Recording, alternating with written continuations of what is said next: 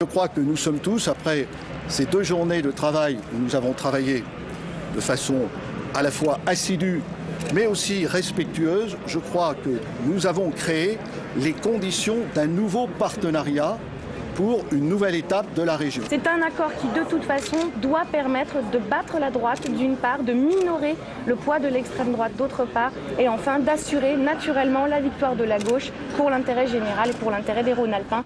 Un bon accord, c'est un accord qui finalement satisfait peu ou prou tout le monde. Ce soir, tout n'est pas réglé, mais les bases sont posées. Et surtout, la liste est bouclée. Elle aura nécessité tout de même 2 jours d'âpres négociations pour déterminer les places éligibles. À ce petit jeu, le front de gauche perdrait quelques plumes, ou plutôt quelques élus, au profit d'Europe Écologie. Mais les Verts, eux aussi, ont dû faire quelques concessions.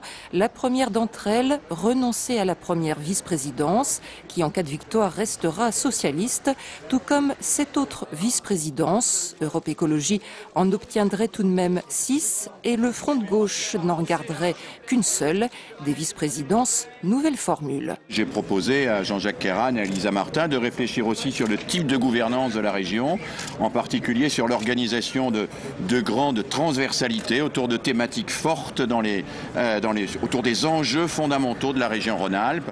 En quelque sorte, des super vice-présidences au pouvoir élargi, comme transformation et relocalisation de l'économie, santé-environnement ou encore formation tout au long de la vie.